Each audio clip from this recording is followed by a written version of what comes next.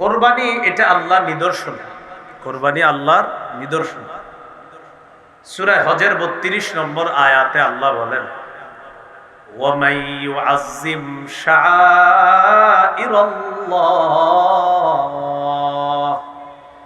যে ব্যক্তি আল্লাহর নিদর্শন সমূহকে সম্মান করে, ফাইন্নাহা মিন তাকওয়াল কুলুব, এটা অন্তরের তাকওয়া থেকে করে।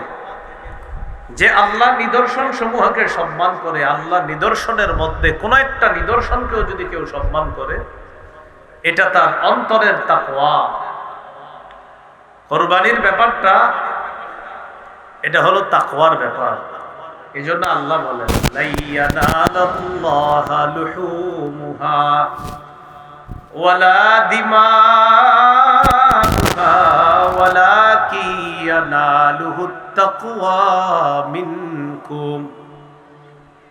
কোরবানির পশুর গোশত আল্লাহর কাছে পৌঁছে না, রক্ত আল্লাহর কাছে পৌঁছে না, তোমাদের তাকওয়া আল্লাহর কাছে পৌঁছে।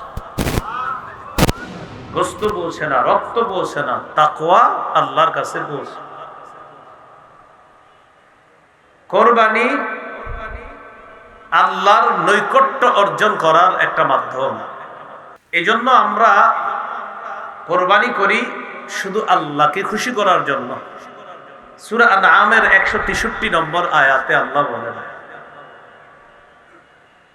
ইন্না সালাতি ওয়া নুসুকি ওয়া মাহইয়ায়া ওয়া মামাতি লিল্লাহি রাব্বিল আলামিন। আমার নামাজ, আমার কোরবানি, আমার জীবন, আমার মরণ বিশ্ব জগতের রব আল্লাহর জন্য। এ হলো কোরবানি আল্লাহর নৈকট্য অর্জনের উপায়, মাধ্যম। তাই কোরবানি করব একমাত্র আল্লাহকে খুশি করার জন্য। কোরবানির মাধ্যমে ইব্রাহিম আলাইহিস সালাতু ওয়াস সালামের একটা সুন্নত জিন্দা হয়েছে। ইব্রাহিম নবীর মাধ্যমে এই পদ্ধতি আল্লাহ পৃথিবীতে চালু করেছেন।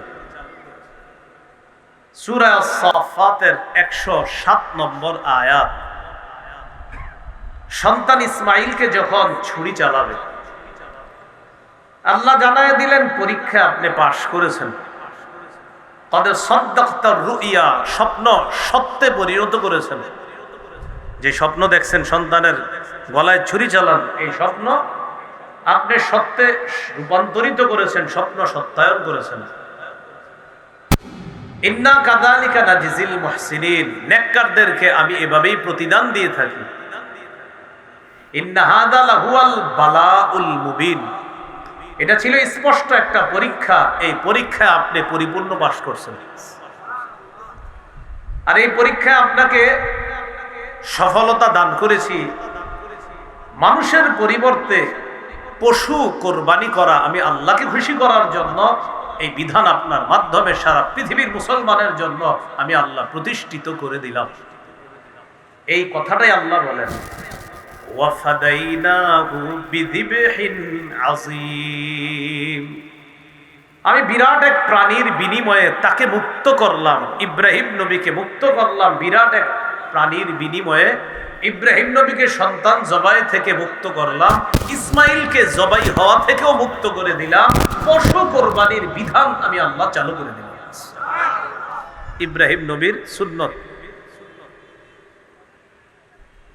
আরেকটা দলিল হাদিস থেকে দেন, ইবনে মাজাহ 3117 নম্বর হাদিস।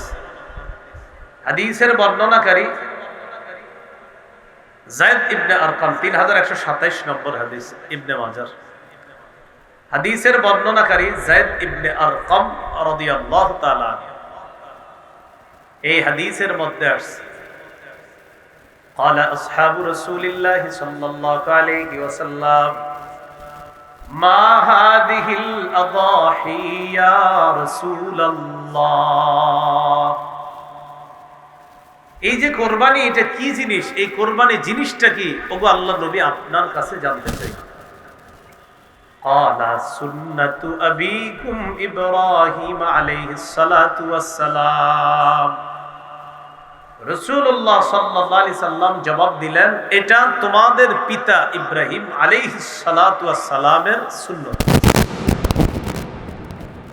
সাহাবায়ে কেরাম প্রশ্ন করলেন, ফামা লানা ইয়া রাসূলুল্লাহ, হুজুর এই সুন্নাত প্রতিষ্ঠিত করলে আমাদের কি লাভ, আমরা কি পাবো? রাসূলুল্লাহ সাল্লাল্লাহু আলাইহি সাল্লাম বললেন, বিকুল্লি শাআরাতিন হাসানা, প্রতিটা পশমের বিনিময়ে নেকি পাওয়া যাবে।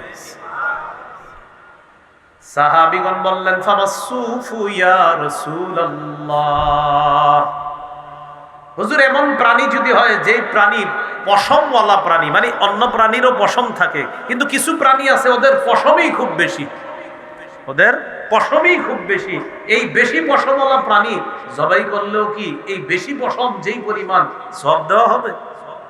নবীজি বললেন, বিকুল্লি শাআরাতিন মিনাস সুফি হাসানা, পশমওয়ালা প্রাণী জবাই করলেও প্রতিটা পশমের বিনিময়ে নেকি, সওয়াব দেওয়া হবে, নেকি দেওয়া হবে। তো ইব্রাহিম আলাইহিস সালাতু ওয়াস সালামের এটা সুন্নাত। কুরবানি করব আমরা আল্লাহর শুকরিয়া আদায় করার জন্য। বলেন আলহামদুলিল্লাহ। এই কুরবানি আদায় করার পরেও পড়বো আমরা আলহামদুলিল্লাহ। সূরা হজের 36 নম্বর আয়াতে আল্লাহ বলেন, ওয়াল বুদনা জাআলনাহা লাকুম মিন শাআইরিল্লাহ,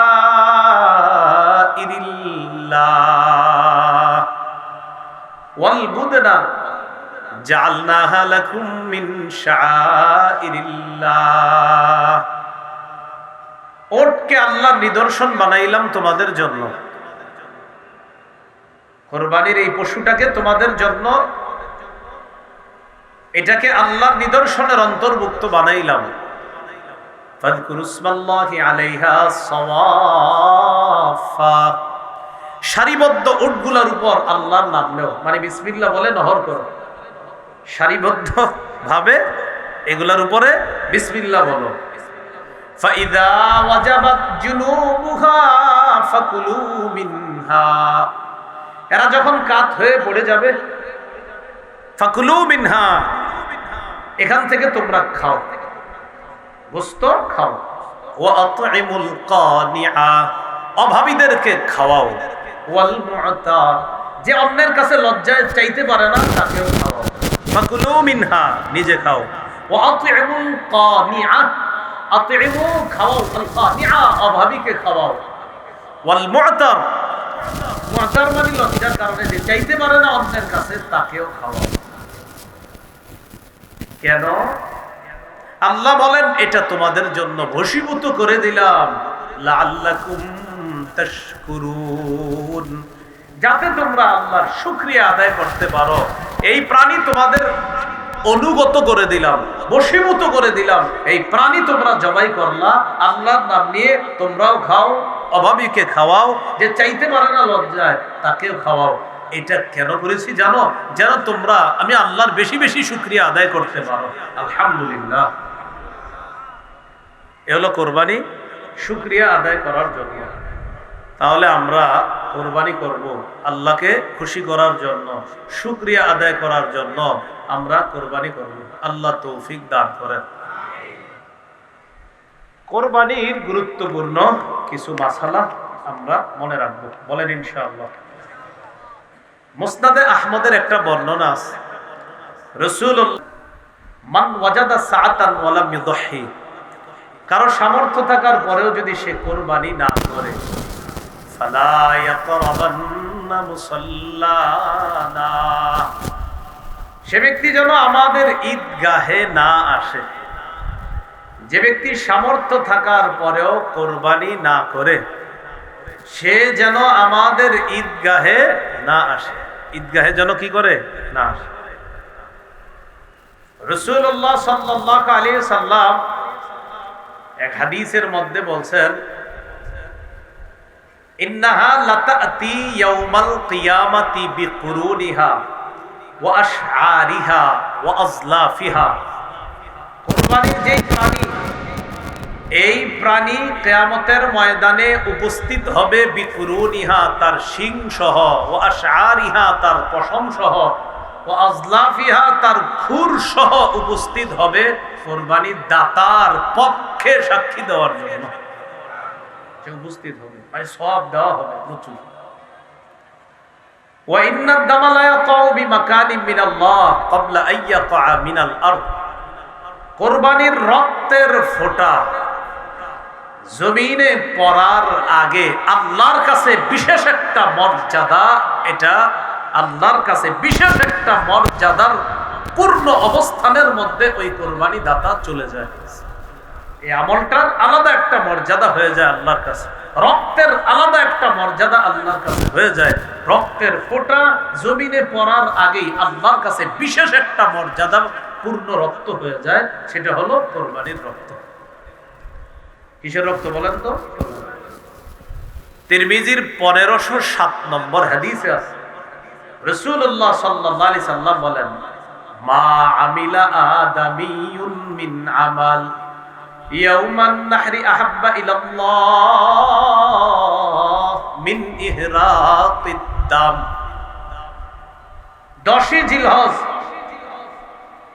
আদম সন্তান যে আমল করে, রক্ত প্রবাহিত করার চাইতে উত্তম আমল আর করতে পারে না। আল্লাহকে খুশি করার জন্য প্রাণীর রক্ত প্রবাহিত করাটা কোরবানির দিন আল্লাহর কাছে সবচেয়ে পছন্দনীয় আমল, সবচেয়ে পছন্দনীয় আমল। যাদের সামর্থ্য আছে তারা কোরবানি দিব, বলেন ইনশাআল্লাহ। প্রশ্ন, কার উপর কোরবানি ওয়াজিব?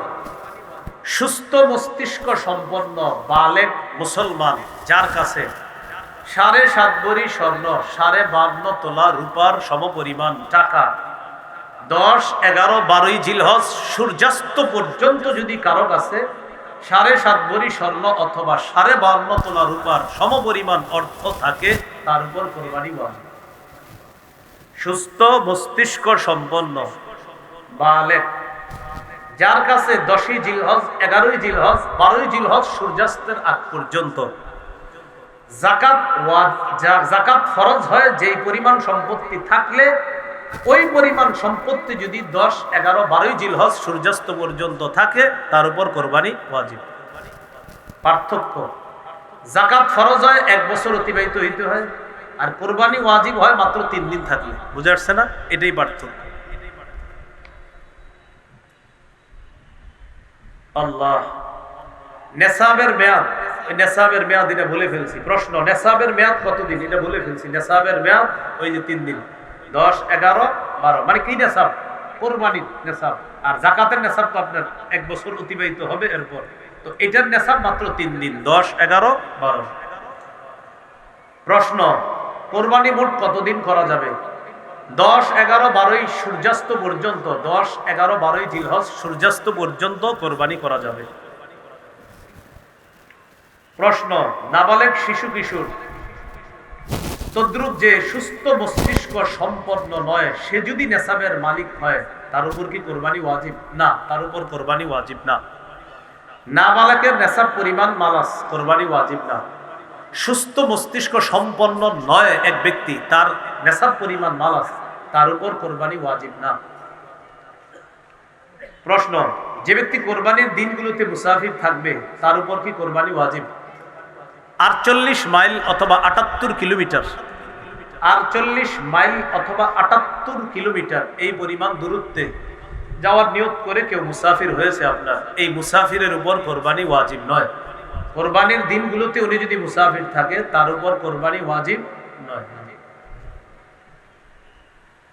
প্রশ্ন, নাবালকের পক্ষ থেকে অভিভাবক কোরবানি যদি দেয়, আদায় হবে কিনা? নাবালকের পক্ষ থেকে অভিভাবকের জন্য কোরবানি দেওয়া ওয়াজিব না। যদি দেয় মুস্তাহাব আমল হবে, সওয়াব হবে। যদি দেয় মুস্তাহাব আমল, সওয়াব হবে, কিন্তু এটা ওয়াজিব না। প্রশ্ন, দরিদ্র ব্যক্তির উপর কোরবানি ওয়াজিব নয়, তারপরেও যদি সে কোরবানির নিয়তে কোনো পশু ক্রয় করে, সেক্ষেত্রে কি ওয়াজিব? দরিদ্র ব্যক্তির উপর কোরবানি ওয়াজিব না, কিন্তু কোরবানির নিয়তে যদি উনি পশু ক্রয় করে, তার উপর কোরবানি ওয়াজিব। দরিদ্র ব্যক্তির উপর কোরবানি ওয়াজিব না। কারণ উনি মেয়ের জামাই বেড়াইতে আসবে, চিন্তা করছে আল্লাহরে খুশি করার জন্য কোরবানি করি, এই নিয়তে পশু কিনছে, আল্লাহরে খুশি করবে। তো যাই হোক, এরপরে আল্লাহ যদি ভাগ্যে গোস্ত দেয়, মেহমানদারি করবে, এটাই তার নিয়ত। তো যাই হোক, এরকম আমি বলি ভালো নিয়তেই তার। তো এই নিয়তে, ভালো নিয়তে পশু ক্রয় করছে, এই দরিদ্র ব্যক্তি, তার উপর কোরবানি ওয়াজিব কিনা? পশু ক্রয় না করলে কোরবানি ওয়াজিব না, কিন্তু কোরবানির নিয়তে করে ফেললে, যদি পশু ক্রয় করে ফেলে তার উপর কোরবানি ওয়াজিব। প্রশ্ন, কেউ যদি কোরবানির দিনগুলোতে কোরবানি দিতে না পারে কি করণীয়? মন দিয়ে শুনেন। 10, 11, 12 জিলহজ সূর্যাস্তের আগ পর্যন্ত কেউ যদি কোরবানি দিতে না পারে কি করণীয়? খুব ভালো করে আমার দিকে তাকান, তাহলে বুঝবেন। 10, 11, 12 জিলহজ এই 3 দিন অতিবাহিত হওয়ার পর আমি বুঝতে পারলাম আমার উপর কোরবানি তো ওয়াজিব, এরপরে আমি দেই নেই, অলসতাবশত হোক, যে কোনো কারণে হোক দেই নেই। আল্লাহ হেফাজত করুন, নাউজুবিল্লাহ, এরকম কাজ যেন না করি। বোঝানোর জন্য আমার ছাড়ার উপায় নেই, এই জন্য বুঝাইতেছি। এখন কথা হলো, 10, 11, 12 এই 3 দিন যদি আমি পশু ক্রয় করে না থাকি, কোরবানি দেই নেই আর পশু কিনি নেই, পশু ক্রয় করে না থাকলে পরবর্তীতে একটা কোরবানির যোগ্য ছাগল পরিমাণ মূল্য সদকা করে দিতে হবে। যদি পশু ক্রয় করে না থাকি তাহলে কোরবানির যোগ্য ছাগল পরিমাণ মূল্য সদকা করে দিতে হবে। আর যদি পশু ক্রয় করে থাকি কিন্তু অলসতা বশত বা কোনো কারণে এই 3 দিন কোরবানি করি নাই, তাহলে ওই পশুটাই সদকা করে দিতে হবে। সেটা ওট হোক, গরু হোক, ছাগল হোক, যা হোক। ভাই একটু বুঝে আসছে সবার? এবার বুঝেন। ঘটনাচক্রে 13 তারিখ আমি জবাই করে ফেলছি, 13 তারিখ জবাই করে ফেলছি। ওয়াজিব ছিল কবে? 10, 11, 12, এখন 13 তারিখ জবাই করছি। যদি জবাই করে থাকি তাহলে ওই গোস্তটা সদকা করে দিতে হবে। জবাই করা ঠিক হয় নাই আমার, কিন্তু জবাই করে ফেললে গোস্তটা সদকা করে দিতে হবে। এই মাসালাটা কি সবাই বুঝছেন? এই দিক থেকে জি বলে নাই। আমি আবার বলছি, আব্দুর রহমান নামে একজন, তার উপর কোরবানি ওয়াজিব। 10, 11, 12 এই 3 দিন কোরবানি দেয় নেই। এখন যদি সে পশু ক্রয় করে না থাকে তাহলে পরবর্তীতে কোরবানির যোগ্য একটা ছাগল পরিমাণ মূল্য সদকা করে দিতে হবে। আর যদি পশু ক্রয় করে থাকে তো ওই পশুটাকেই সদকা করে দিতে হবে। আর যদি সে মাসালা না জানার কারণে ওই পশু জবাই করে থাকে তাহলে পশুর ওই যে গোস্ত আছে যেগুলা, এগুলো আপনার কি করে দিতে হবে? সদকা করে দিতে হবে। প্রশ্ন, প্রথম দিন থেকে কোরবানি করা কখন থেকে উত্তম? বাস ঈদের নামাজের পর থেকে। আগে আগে ঈদের নামাজ পড়বেন, আগে আগে ঈদের নামাজ পড়ে আগে আগে কোরবানি করবেন, এটাই উত্তম। ফজরের পরে কোরবানির ঈদের নামাজ বেশি বিলম্ব না করা। এত বিলম্ব করে আমাদের দেশ। এখন তো 4:40 ফজর হয় মিরপুর, আমি যেদিকে থাকি আর কি, ওখানে 4:40, এদিকে এরকমই হবে মনে হয়, 4:40 বা 5 মিনিট এদিক সেদিক হবে। তো দেখেন 4:40 যদি ফজর হয়, লম্বা সময় কিন্তু আপনার। 7টায় যদি নামাজ দেন, 5টায় যদি ফজর শেষ হয়, এরপরে 2 ঘন্টা থাকে। তো যে আমি বললাম আর কি, উত্তম হলো তাড়াতাড়ি ঈদুল আজহার নামাজ পড়া আর তাড়াতাড়ি কোরবানি করা। আল্লাহ আমাদের সকলকে এই সুন্নাহগুলো জিন্দা করার তৌফিক দান করুন। রাতে কোরবানি করা যাবে কিনা? রাতে কেউ যদি 10 তারিখ রাতে কোরবানি করে আদায় হয়ে যাবে, কেউ যদি 11 তারিখ রাতে কোরবানি করে আদায় হয়ে যাবে। তবে অনুত্তম, কাজটা ঠিক হয়নি, মানে ভালো হয়নি, অনুত্তম কাজ হয়েছে। 10 তারিখ রাতে যদি কেউ কোরবানি করে হয়ে যাবে, অনুত্তম হয়েছে। 11 তারিখ রাতে যদি কেউ কোরবানি করে হয়ে যাবে, কাজটা সুন্দর হয়নি। দেখি বুঝে থাকলে আলেম ছাড়া অন্যরা বলেন 12 তারিখ রাতে করলে হবেই না, কারণ 12 তারিখ রাতে তো আর টাইমই নেই। তাহলে 10, 11, 12 সূর্যাস্তের আগ পর্যন্ত। তাহলে 10 তারিখ 11 তারিখ রাতে যদি কেউ করে হয়ে যাবে, কিন্তু আপনার কাজটা সুন্দর হয়নি। কোরবানির উদ্দেশ্যে ক্রয়কৃত পশু, এই পশু যদি সময়ের পর জবাই করে, এটা আমি আগে বলছি, একটা বলছিলাম ওই যে জবাই করতে পারে নাই, তো আগেও বলছিলাম সময়ের পর যদি জবাই করে তাহলে আপনার ওই গোস্তটা সদকা করে দিতে হবে, এটা একটু আগে বলছিলাম। আল্লাহ আল্লাহ আমাদেরকে বুঝার তৌফিক দান করে। আমিন।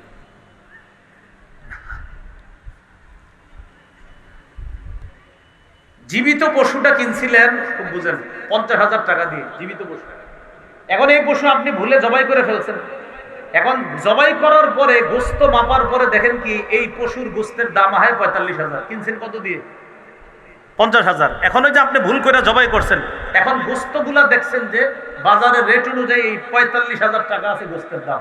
গরু কিনছেন কত দিয়ে? ওই আরো 5,000 টাকাও সদকা করবেন, গোস্ত সদকা করবেন, আর ওই যে 5,000 টাকা এটাও সদকা করবেন।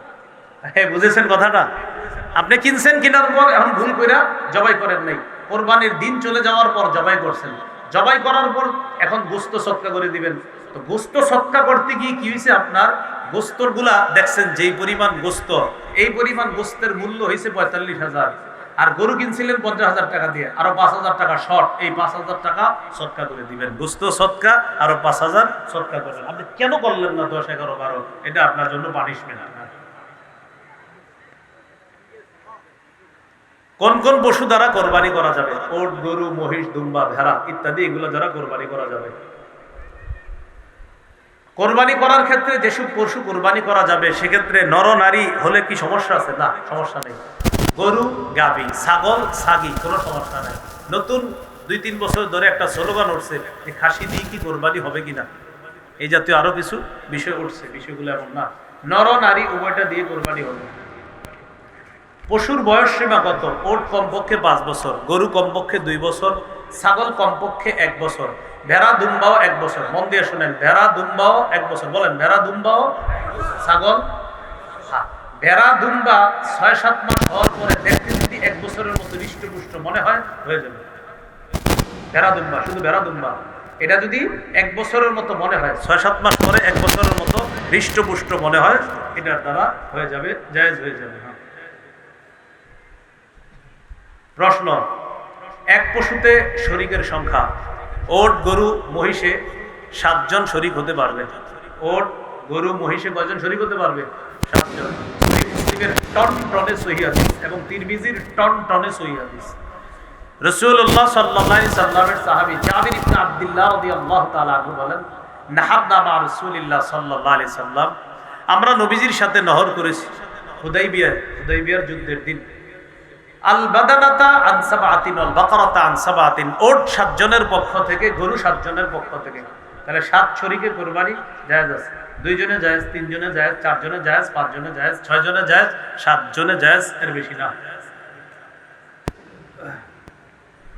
শরীকে কুরবানি যখন দিবেন সবার অংশ সমান সমান করে ভাগ করতে হবে, ওজনে যেন কম বেশি না হয়, এটা মাথায় রাখবো আমরা। কোন অংশীদারের যদি নিয়ত খারাপ হয় সেক্ষেত্রে কোরবানি কি হবে? একজন অংশীদারের নিয়ত যদি খারাপ হয় সবার কোরবানি বাতিল হয়ে যাবে। শরীকদারদের মধ্যে একজনের যদি নিয়ত খারাপ হয় সবার কোরবানি বাতিল হয়ে যাবে। কোরবানির গরু, মহিষ ও উটের মধ্যে আকিকার নিয়তে শরীক হতে পারবে? হ্যাঁ, কোরবানির গরু, মহিষ ও উটে আকিকার নিয়তে শরীক হতে পারবে। এতে কোরবানি, আকিকা দুটোই সহি হবে। গরু, উট, মহিষে আকিকার নিয়তে শরীক হতে পারবে, এতে আকিকা এবং কোরবানি উভয়টাই সহি হবে। প্রশ্ন, শরীকদের কারো পুরা বা অধিকাংশ উপার্জন যদি হারাম হয় তাহলে কি কোরবানি হবে? শরীকদের কারো অর্ধেক বা পুরা অধিকাংশ উপার্জন যদি হারাম হয়, আর হারামের অংশ যদি ওইগুলোর মধ্যে যায়, শরীকদের মধ্যে, সবার কোরবানি বাতিল হয়ে যাবে। এই জন্য একা কোরবানি দেওয়াই উত্তম। এই ঠিক আবার শরীকদের কি অস্বীকার করে ঠিক কইতেছেন নাকি? এই ঠিকের ভিতরে যেন কোনো ঝামেলা না থাকে, এটা মানে ঠিক এই নিয়তে বললেন যে হ্যাঁ ভালো কথা, কিন্তু ওই নিয়ত রাখেন না শরীকের কোরবানিও জায়েজ, এই আকীদাও ঠিক রাখতে হবে। আপনাদের ঠিকও কিন্তু বুঝি অনেকের ঠিক মানে বুঝায় কি জানেন? উনি বুঝায় না এটাই সঠিক, বাকিগুলো সঠিক না, এই জাতীয় মানসিকতা থেকে বেরোয় আসেন না। কোরবানির পশু কেমন হওয়া উত্তম? হৃষ্টপুষ্ট হওয়া উত্তম। দহা রাসূলুল্লাহ সাল্লাল্লাহু আলাইহি সাল্লাম বিকাবশিন আকারানা ফাহিলিন, রাসূল সাল্লাল্লাহু আলাইহি সাল্লাম শিং বিশিষ্ট মোটা তাজা দুম্বা কোরবানি করেছেন, এজন্য হৃষ্টপুষ্ট হওয়া উত্তম। কোরবানির পশু খোরা পশু, এই জাতীয় পশু দিয়ে কোরবানি হবে কিনা? খোরা পশুর কোরবানি এটা হলো কেমন? আলী রাদিয়াল্লাহু তাআলা রাসূল সাল্লাল্লাহু আলাইহি সাল্লামকে প্রশ্ন করছে, ফাল আরজা, হুজুর খোরা পশু যদি হয়, যে পশুর পায়ে সমস্যা, এই পশু দিয়ে কোরবানি হবে? নবী বলছেন, ইদা বালাগাতিল মানসিকা, সহিহ তিরমিজির বর্ণনা 1502, 1503, 1504 সবগুলো হাদিস এই ব্যাপারে। নবীজি বলছেন, ইদা বালাগাতিল মানসিকা, পশু যদি কোরবানির জবাইয়ের স্থান পর্যন্ত হেঁটে যেতে পারে এই পশু দিয়ে কোরবানি হবে। এটা খোরা হওয়ার পরেও যদি কোরবানির জবাইয়ের স্থান পর্যন্ত হেঁটে যেতে পারে, এই পশু দিয়ে কোরবানি হবে। বুঝে আসছে সবার? খোরা পশু, যেই পশু 3 পায়ে চলে, কয় পায়ে চলে? 3 পায়ে চলে, 1 পায়ে ভর দিয়েও চলতে পারে না, এই পশু দিয়ে কোরবানি করা হবে কিনা? না, হবে না। যে পশু 3 পায়ে চলে, 1 পায়ে ভর দিয়েও চলতে পারে না, মোটামুটি ভাবেও চলতে পারে না, এই পশু দিয়ে কোরবানি হবে কিনা? না, হবে না।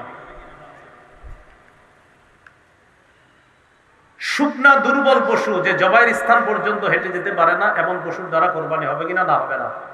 হাদিসে আছে ওয়ালা বিল মারিদাতি বাইয়িনুন মারাদুহা ওয়ালা বিল আজফা আল্লাতী লা ইউযহা বিল আরজা বাইয়িনুন যালউহা ওয়ালা বিল আওরা বাইয়িনুন আওরুহা।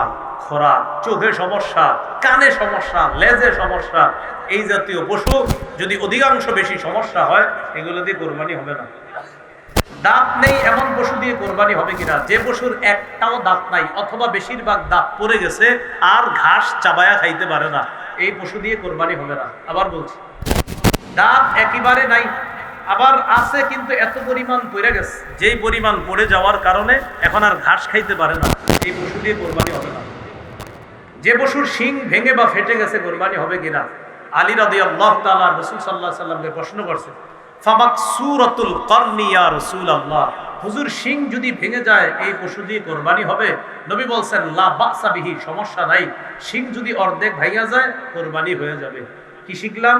অর্ধেক যদি আপনার মোটামুটি ভেঙে গেছে, একটু 2-3টা ফুটা পড়ছে, তত সমস্যা হয় নাই, তাহলে কোরবানি হয়ে যাবে। শিং যদি গোড়া থেকে ভেঙে যায়, যে মস্তিষ্ক, মজ্জা ইত্যাদি বের হয়ে যায়, দেখা যায়, এই পশু দিয়ে কোরবানি হবে না। শিং মাঝখান থেকে কিছুটা ভাঙছে অথবা সামান্য একটু ভেঙেছে কোথাও, এটা দ্বারা হয়ে যাবে। গোড়া থেকে যদি ভেঙে যায়, মস্তিষ্ক শুকায় যায়, এই পশু দ্বারা কোরবানি হবে না।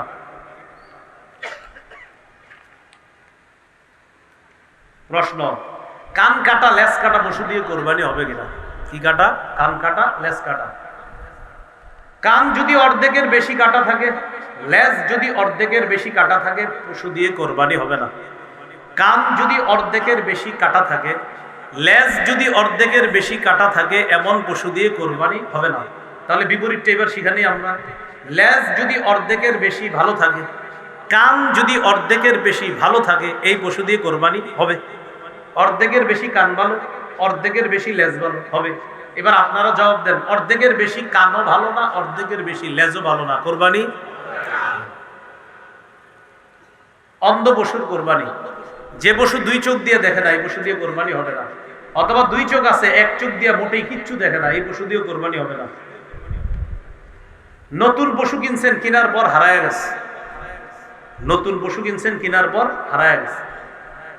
এই নতুন পশু কিনছে একজন ধনী মানুষ, আব্দুর রহমান ধনী মানুষ, আব্দুর রহিম গরিব মানুষ। আব্দুর রহমানও নতুন পশু কিনছে কোরবানি দেওয়ার জন্য, হ্যাঁ ঠিক আছে, ওয়াজিব। আব্দুর রহিমের উপর ওয়াজিব ছিল না, এরপরেও কিনছে, এর উপরও ওয়াজিব।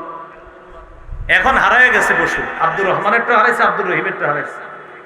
আব্দুর রহিম আরেকটা কিনা জরুরি না, লা ইউকাল্লিফুল্লাহু নাফসান ইল্লা উসাহা, আল্লাহ সাধ্যের বাইরে চাপায় দেয় না। তো আব্দুর রহমান কি করছে? আরেকটা কিনছে। কিনার পর আব্দুর রহমান আরেকটা কিনছে, ধনী মানুষ। গরিব আব্দুর রহিমও কি করছে? উনিও আরেকটা কিনছে, ওনার উপর আরেকটা কিনা জরুরি ছিল না, কিন্তু কিনছে। কিনার পর এখন হারিয়ে যাওয়া পশুটা আবার ফিরে আসছে। আব্দুর রহমান ধনী, তার পশু ফিরে আসছে। আব্দুর রহিম দরিদ্র, তারটাও ফিরে আসছে। আব্দুর রহমান ধনী মানুষ, যে পশু কিনার পর হারিয়ে গেছে, হারিয়ে যাওয়ার পর আরেকটা কিনছে, কিনার পর হারিয়ে যাওয়া পশুটা ফিরে এসেছে। সূরা আয়েশা কয়, আমি তওবা করে ভালো হয়ে গেছি, আপনার পশুটা নেন, ভুল হয়ে গেছে আমার, তো পশু ফিরে পেয়েছে। এক্ষেত্রে ধনী আব্দুর রহমানের জন্য 2টি পশুর একটাকেই কোরবানি করলে হয়ে যাবে, ধনী।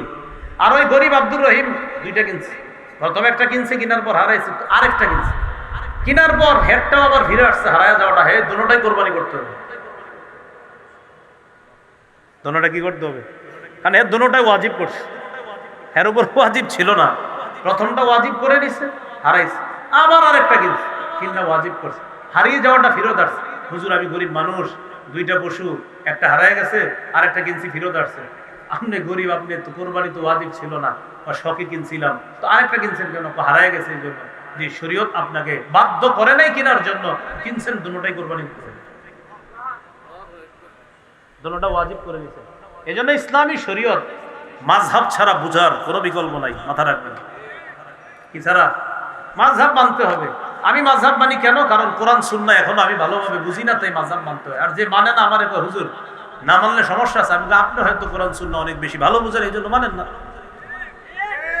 আমারে যদি কেউ বলে আপনি কেন মানেন, আমি কোরআন সুন্নাহ এখনো ভালোভাবে পুরোপুরি বুঝি না। অনেকে কয় মূর্খ, এই জন্য মাযহাব মানে। আসলেই ঠিক কইছেন, মূর্খ বলেই তো মাযহাব মানি। যদি সব জানতাম তো দরকার ছিল না মানো। আর যিনি বলে মাশাআল্লাহ উনি তো সব জানে দেখেই উনি মানে না, এটাই আমরা ভালো ধারণা রাখি। যিনি কে জানেন? যিনি হলো সে যে গত 7 দিন ধরে নতুন করে পড়াশোনা করতেছে কোরআন হাদিস নিয়ে, এই তিনি এখন মাযহাব মানছে না। আর বলে আপনি মানেন না কেন? তো বললাম আমি তো ভাই এখনো পুরোপুরি কোরআন সুন্নাহ ওই অন্যের সাহায্য ছাড়া বুঝি না। অন্যের সাহায্য মানি অন্যের মতামত, অন্যের মতামত মানি। কয় অন্যের মতামতের আরবি কি হুজুর? কয় অন্যের মতামতের আরবি হলো মাযহাব। আচ্ছা তাই নাকি? হ্যাঁ। ইমাম আবু ইউসুফের মত মানি ইমাম আবু ইউসুফের মাযহাবে, ইমাম মুহাম্মদের মত মানি ইমাম মুহাম্মদের মাযহাবে, ইমাম আবু হানিফার মত মানি ইমাম আবু হানিফার মাযহাব। আচ্ছা হুজুর মাযহাব কি?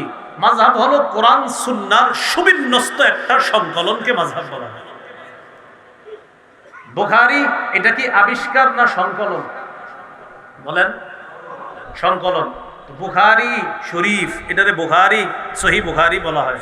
সহিহ বুখারী মানে বুখারায় ওনার বাড়ি, উনি ওই এলাকার সাথে নিসবত করে এটার নাম বুখারী। বুখারী হলো হাদিসের সংকলন, আবিষ্কার নয়। মুসলিম হাদিসের চলে আসা সংকলন, আবিষ্কার নয়। তিরমিজি হাদিসের চলে আসা সংকলন, আবিষ্কার নয়। নাসাই, ইবনে মাজাহ, আবু দাউদ হাদিসের চলে আসা সংকলন, আবিষ্কার নয়। ফিকহে হানাফি কোরআন সুন্নাহর চলে আসা সুবিন্যস্ত সংকলন, আবিষ্কার নয়। ফিকহে মালিকি কোরআন সুন্নাহর চলে আসা সংকলন, আবিষ্কার নয়। ফিকহে হাম্বলি কোরআন সুন্নাহর চলে আসা সুবিন্যস্ত সংকলন, এটা আবিষ্কার নয়। ফিকহে শাফিঈ কোরআন সুন্নাহর চলে আসা সংকলন, আবিষ্কার নয়। যেমনি ভাবে বুখারী এটা সংকলন, এটা আবিষ্কার নয়, তাই বুখারী বেদাত নয়। মুসলিম এটা সংকলন, এটা আবিষ্কার নয়, তাই এটা বেদাত না। নাসাই, আবু দাউদ, ইবনে মাজাহ, তিরমিজি এগুলা সংকলন, আবিষ্কার নয়, তাই এটা বেদাত নয়। তেমনি ভাবে কোরআন সুন্নাহর সুবিন্যস্ত সংকলন 4 মাযহাব, এটা আবিষ্কার নয়, তাই এটা বেদাত নয়। যারা বলবে ফিকহে হানাফি বেদাত, বুখারীকেও বেদাত বলতে হবে। যারা বলবে ফিকহে মালিকি বেদাত, বুখারীকে বেদাত বলতে হবে। যদি বলেন না বুখারী তো সংকলন, তো ফিকহে হানাফিও সংকলন, মুসলিম সংকলন, ফিকহে হানাফি সংকলন, সেটা যদি জায়েজ হয় এটাও জায়েজ। সংকলন, আবিষ্কার আর সংকলন 2 বাংলা মনে রাখবেন, সারা জীবন অনেক কিছু সমাধান হয়ে যায়। এই জায়গায় আমরা ভুল করি। সংকলন, সংকলন আর আবিষ্কার। বুখারী এটা সংকলন, এটা আবিষ্কার নয়। ফিকহে হানাফি এটা সংকলন, আবিষ্কার নয়। কোরআন সুন্নাহর সুবিন্যস্ত সংকলন, মনে রাখবেন। তা আপনি কোরআন সুন্নাহর সুবিন্যস্ত সংকলন হানাফি ফিক কেন মানেন? কারণ আমি এখনো পারি না পুরোপুরি, তাই। আর যে মানে না কেন? উনি সব পারে পুরোপুরি, তাই মানে না। 7 দিন পড়াশোনা করতেছে, কয়দিন? যেন সব আল্লাহ তাআলা দিয়ে দিছে, তো এই জন্য মানে না। আল্লাহ বুঝার তৌফিক দান। বলছিলাম হারিয়ে যাওয়া পশু মাযহাব যদি না মানেন, এই মাসালা আপনার মাথায় ঢুকবো কেমনে?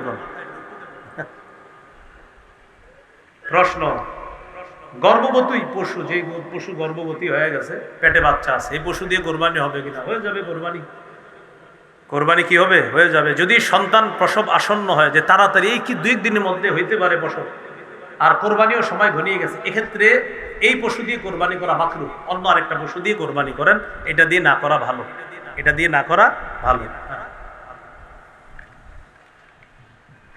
জবাই করার পর যদি দেখেন বাচ্চা জীবিত, ওটারও কোরবানি করে দিবেন, জবাই করে দিবেন। হ্যাঁ, তিরমিজির বর্ণনা আসছে, ওটারও জবাই করার কথা আসছে তিরমিজিতে। কোরবানির নিয়তে ভালো পশু কিনছেন, কেনার পর এমন দোষ দেখা গেছে, যে দোষগুলো এতক্ষণ বলছি, কানা, অন্ধ, লুলা, যে দোষের কারণে কোরবানি হয় না, কেনার পরে দোষগুলো ধরা পড়ছে। এখন কি করবেন? তো কি করবেন? কোরবানি হবে না এটা দিয়ে, আরেকটা কিনবেন।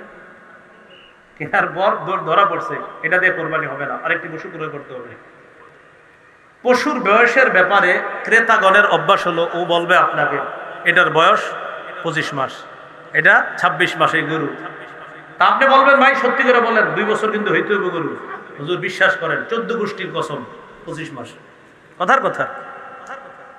এখন আপনি যদি কিনে আনেন, আনার পর আপনি তাকে বিশ্বাস করে কিনে আনে, এটা যদি কোরবানি করেন কোরবানি হয়ে যাবে। তার কথা বিশ্বাস করে এটা কোরবানি করলে কোরবানি হয়ে যাবে। এই জন্য ক্রেতা ভাই যারা আছে, আমরা মিথ্যা কথা না বলি বয়সের ক্ষেত্রে, পশুর বন্ধা পশু এটা দিয়ে কোরবানি হবে কিনা, বন্ধা পশু, হ্যাঁ বন্ধা পশু দিয়েও কোরবানি হয়ে যাবে। কোরবানির পশু জবাই করা উত্তম কে? যার পশু সে জবাই করা উত্তম। যিনি পশু কোরবানি করবে, যার পশু তিনি জবাই করা উত্তম। জবাইয়ে একাধিক ব্যক্তি যদি শরীক হয়, সেক্ষেত্রে বিসমিল্লাহ কি উভয় বলতে হবে? জি, দুইজনেই বিসমিল্লাহ বলতে হবে। বিসমিল্লাহি আল্লাহু আকবার উভয় বলতে হবে। প্রিয় কসাই সাহেব যারা থাকবে এদেরকে বলবেন, এরা পরে ছুরি নিয়ে আবার চালায়। মালিক যারা থাকবেন বলবেন, এই বিসমিল্লাহ আল্লাহু আকবার বলো, এটা বলাবেন। অনেক সময় দেখবেন বলে না। কোরবানির পশুর খাল, চামড়া ইত্যাদি ছিলানো শুরু করা কখন উত্তম? পশু পুরাপুরি নিস্তেজ হওয়ার পরে এই পশুর খাল, চামড়া ইত্যাদি এটা করা উত্তম। অনেক ক্ষেত্রে দেখা যায় এখনো নিস্তেজ হয় না, বাস শুরু করে দিছে, অলরেডি শুরু করে দিছে। এটা নিস্তেজ হবে, হ্যাঁ নিস্তেজ হওয়ার আগেও যদি কেউ করে মাকরুহ হয়ে যাবে, নাজায়েজের কিছু না, মাকরুহ হবে, কিন্তু নিস্তেজ হওয়া পর্যন্ত অপেক্ষা। প্রিয় ভাইয়েরা, আমার কথা হলো, যেহেতু আল্লাহরে খুশি করার জন্য কোরবানি করব, এই আমলে কোনো মাকরুহ কাজও আমরা করব না ইনশাআল্লাহ। কারণ আল্লাহরে খুশি করব, কেন আমি জেনে শুনে মাকরুহ করব?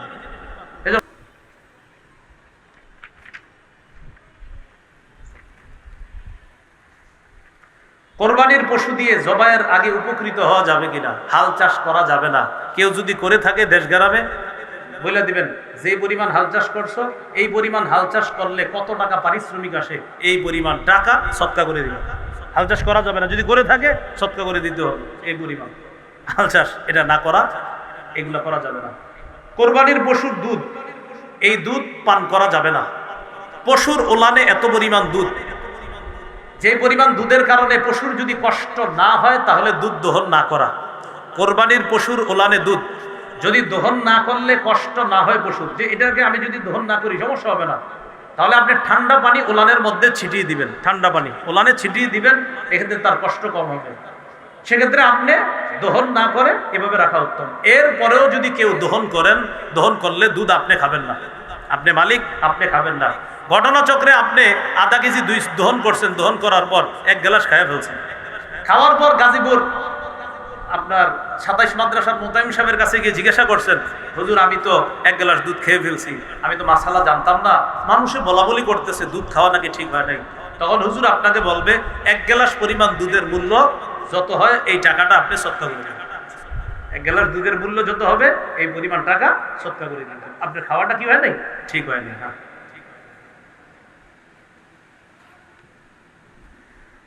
শরীক কয়েকজন মিলে কোরবানি করলে কোন শরীকের যদি মৃত্যু হয়, সেক্ষেত্রে কি করণীয়? মন দিয়ে বুঝেন। 3 জন কোরবানি করবে, 50 50 50, কত হলো? 1.5 লাখ।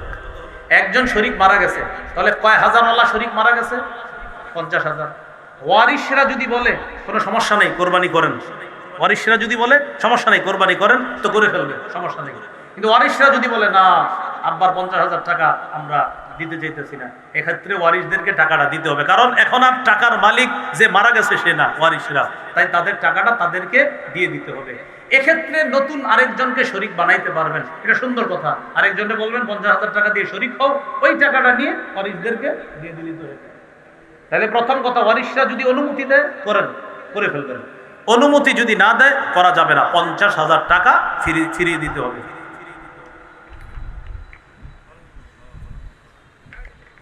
ধনী মানুষ একা পশু ক্রয় করলে পরবর্তীতে অন্য কাউকে শরীক করতে পারবে কিনা? একজন ধনী মানুষ 1 লক্ষ টাকা দিয়ে একটা পশু ক্রয় করছে, পরবর্তীতে চিন্তা করলো আমি আরেকজন একটু শরীক করি, 10, 20,000, 30 বা যেরকম বারে শরীক করি, করা যাবে কিনা? যাবে। যেই পরিমাণ টাকা দিয়ে শরীক করবেন, ওই পরিমাণ টাকা আপনি না খায়া দান করে দিন। হ্যাঁ, বাকি খাইতে পারবেন, খাইতে পারা যাবে। কারণ 1 লক্ষ টাকা দিয়ে কিনছে, তো একজনে শরীক করছে, যে পরিমাণ টাকায় শরীক করছেন ওই টাকাটা আপনি নিতে পারবেন, সমস্যা নাই। তো ফুকাহায়ে কেরাম বলে এটা আপনি না নিয়ে এটা দান করে দেন, দান করে দেওয়া ভালো, বাকি নিতে পারবেন। মৃত ব্যক্তির পক্ষ থেকে কোরবানি করা জায়েজ আছে কিনা? জায়েজ আছে। কোরবানির গোশত 3 দিনের বেশি জমিয়ে রাখা যাবে কিনা? জায়েজ আছে। 3 দিনের বেশি জমিয়ে রাখা জায়েজ আছে। কোরবানির পশুর গোশত 3 দিনের বেশি জমিয়ে রাখা জায়েজ আছে। কোরবানির গোস্তের 1/3 গরিব মিসকিনকে, 1/3 আত্মীয় স্বজনদেরকে, আর 1/3 নিজে রাখা, এটা কি ওয়াজিব না উত্তম? এটা উত্তম। বলেন এটা কি? 1/3 গরিবকে দেওয়া উত্তম, 1/3 আত্মীয় স্বজনকে দেওয়া উত্তম। এটা ওয়াজিব না, এটা উত্তম। কেউ যদি না দেয় তাকে নিন্দা তিরস্কার করা যাবে না। বাকি এক্ষেত্রে আপনাদের উদ্দেশ্যে পরামর্শ হলো কৃপণতা না করে দিয়ে না। কেউ যদি না দেয় তাকে তিরস্কার করা যাবে না। তা আমিও তিরস্কার করছি না, বাকি শুধু এটুকু বলছি কৃপণতা না করে গরিবদেরকে দিয়েন, আত্মীয় স্বজনদের কাছেও পাঠায়েন। যদি না পাঠান আপনাকে তিরস্কার করা হবে না। বাকি বলছি আপনি একটু কৃপণতা না করে দিয়েন। আল্লাহ তৌফিক দান করুন। কোরবানির গোশত কখন খাওয়া উত্তম? কোরবানির দিন 10ই জিলহজ যিনি কোরবানি দিবে তিনি সর্বপ্রথম কোরবানির গোশত দিয়ে শুরু করা উত্তম। কোরবানির দিন 10ই জিলহজ যিনি কোরবানি দিবে ওই দিন সর্বপ্রথম কোরবানির গোশত দিয়ে তার খাবার খাওয়াটা উত্তম। এই সুযোগ সুবিধা 11 তারিখ 12 তারিখের জন্য না, এটা শুধু 10 তারিখের জন্য। আবার বলছি, কোরবানি তো 11 তারিখেও হয়, 12 তারিখেও হয়। কেউ যদি 12 তারিখে দেয় সে প্রথম গোশত খাবে, এই সুন্নত না, এটা না। এই সুন্নত শুধু 10 তারিখের। 10 তারিখে প্রথম যে কোরবানি করবে সে প্রথম গোশত খাবে, এটা হলো 10 তারিখের সুন্নত, 11 বা 12 তারিখের সুন্নত নয়।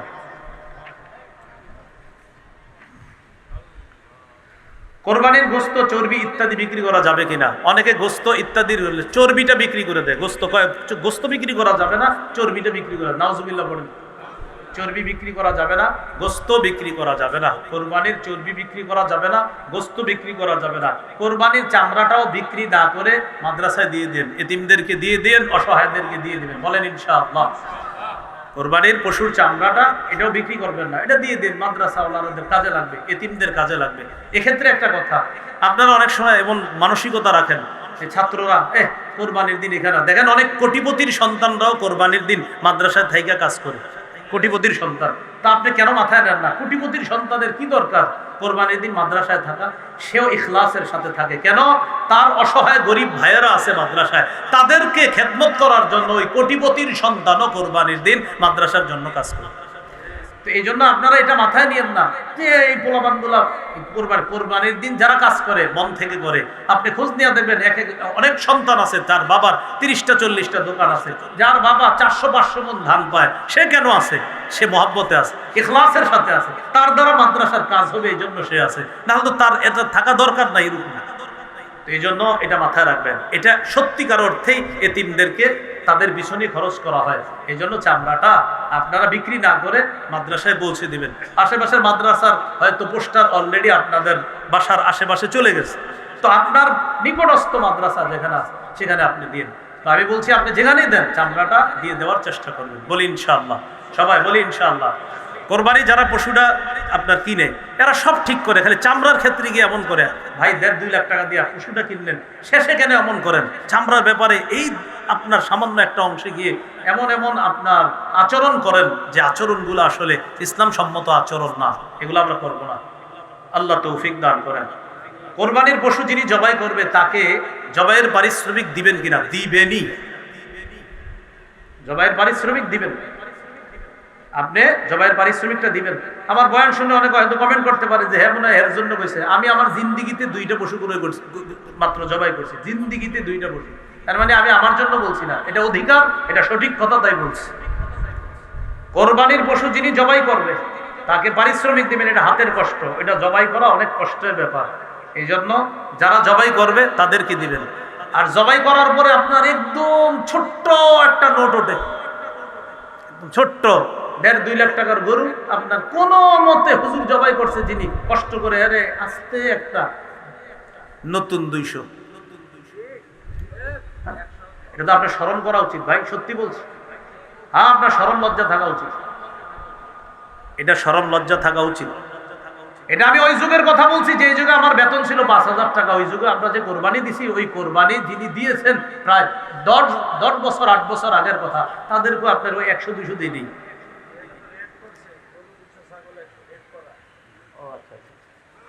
সেটা আমি জানি না।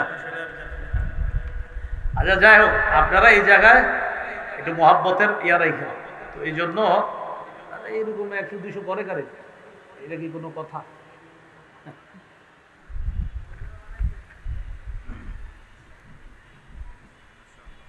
এক পশু অন্য পশুর সামনে জবাই করা এটা ঠিক না। এক পশু অন্য পশুর সামনে জবাই করা ঠিক না। আচ্ছা ভাই, এই আগের কথা নিয়ে আপনারা কেউ বিভ্রান্তিতে যাবেন না। আপনাদের এলাকার যে নিয়ম, ওই নিয়মে আলেমদের সাথে পরামর্শ করে করবেন, কিন্তু ঝগড়ার নিকটবর্তী যেন কেউ না হয়। যে উনি কি বলে গেল, আমি আমারটা বলে গেছেন, আপনি কি এই জন্য বলে গেছি দিকে আপনি ঝগড়া করবেন এলাকায়? না, ঝগড়া করেন না। আমি সঠিক কথা বললাম, আপনি একটু ভাববেন। 1.5 লাখ 2 লাখ টাকার একটা পশু একজন জবাই করতেছে, হাতের কামাই, হাতের কষ্ট করে। সেক্ষেত্রে আসলে আপনার কি করা উচিত, এটা আপনি নিজেই চিন্তা ভাবনা করেন। কোরবানির গোশত বিধর্মীদেরকে দেওয়া যাবে কিনা, যেমন হিন্দু অন্যান্য ধর্মাবলম্বী যারা আছে, হ্যাঁ তাদেরকে দেওয়া যাবে, এটা ইসলামের সৌন্দর্য। সুবহানাল্লাহ। বিধর্মী অন্যান্য ধর্মাবলম্বী যারা আছে অসহায়, তাদেরকে অবশ্যই দেওয়া যাবে, কোনো সমস্যা নেই। অন্যের উপর ওয়াজিব কোরবানি যদি অন্য কেউ দিতে চায়, দুই ভাই, বড় ভাইয়ের উপর কোরবানি ওয়াজিব, ছোট ভাই পণ্ডিতি করে নামাজের পরপর গিয়ে গরু জবাই করে ফেলছে। বড় ভাই করে, তুই কি করলি কাজটা, আমি এখন আইসা সারতে পারলাম না, তুই জবাই করে ফেললি কেন ভাইজান, আপনার অনুমতি নাই? বেটা আমার পশুটা একটু আমার দেখতে মন চাইছে না।